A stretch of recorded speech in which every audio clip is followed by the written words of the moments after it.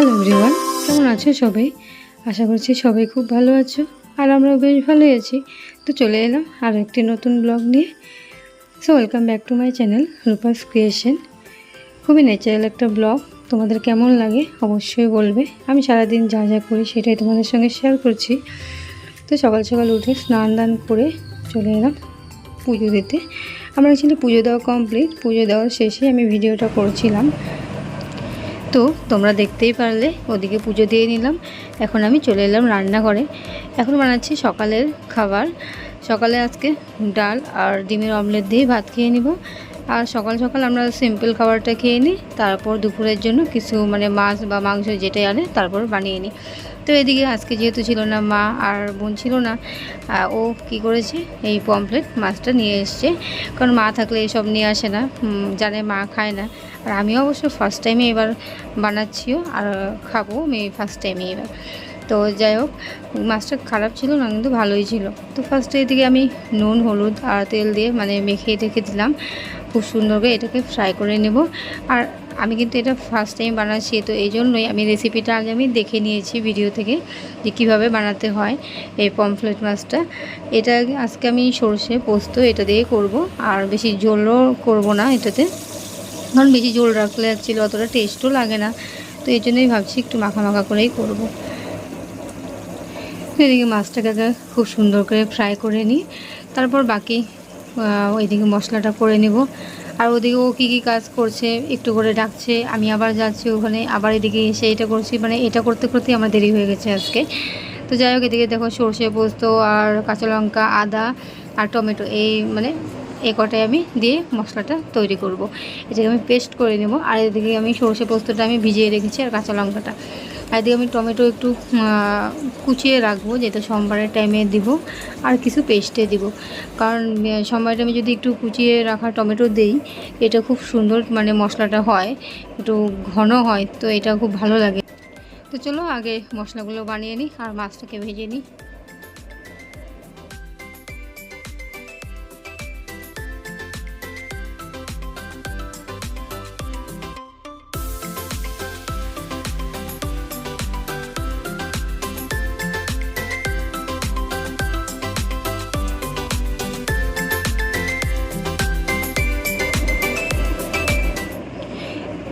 তো দেখতেই পারছো এদিকে আমার মশলা পেস্ট করা হয়ে গেল, আর খুব সুন্দরভাবে পেস্টও হয়ে গেছে।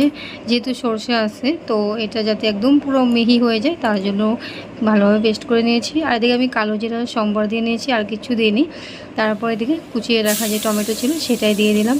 আর এটা খুব সুন্দর করে ভেজে নেব, যাতে মশলাটা যখন আমি কষাবো তখন যাতে খুব সুন্দরভাবে এটা কালারটা চলে আসে। তো এই জন্যই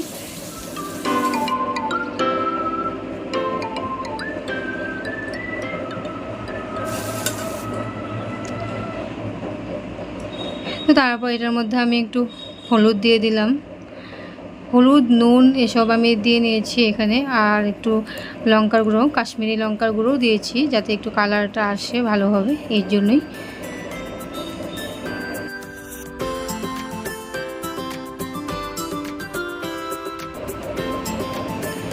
আর এদিকে যে আমি মশলা বানিয়ে রেখেছিলাম পেস্ট করে, সেটাকে এখন দিয়ে দিলাম। তারপর এটাকে খুব সুন্দরভাবে কষাবো। আর গরম জল বসিয়ে দিয়েছি, কারণ আমি এই ঝোলে গরম জলটাই দিব। তো এটাকে এখন ভালোভাবে কষিয়ে নেব। আর যা যা মশলা লঙ্কা গুঁড়ো, তারপর একটু চিনি, আমি চিনি কিন্তু বেশি দিই না। আমি যখন ঝোল টোল কিছু করি সবজি, কোনোদিনও আমি অত চিনি দিই না, কারণ আমার সেটা ভালো লাগে না। যাই এটাতে একটু দিয়েছি। আর কাঁচা লঙ্কা ছিল, কাঁচা লঙ্কাগুলো অত লম্বা ছিল না, বাট এই কাঁচা লঙ্কা খুব ঝাল ছিল, তো কাঁচা লঙ্কাগুলো কেটে কেটে দিয়ে দিলাম।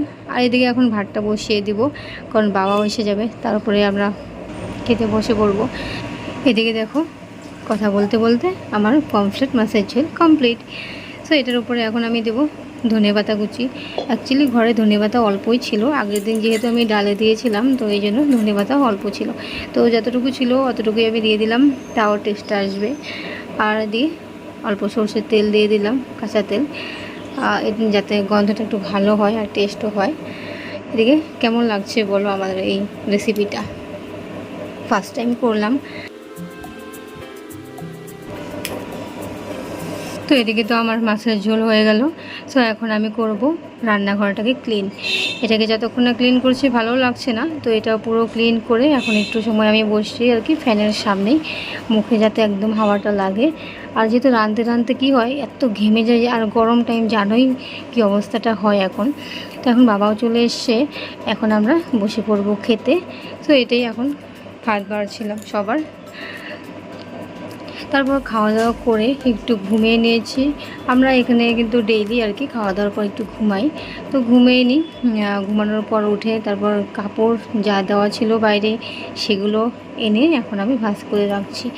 এই ভাঁজ টাজ করা হয়ে গেল। এদিকে মানে যখন বেরোলাম দেখলাম বা সন্ধে লেগে গেছে। এদিকে আমার বর কী করেছে জানো, নারকেলের যে ছোবা আছে সেগুলোই কাটছে।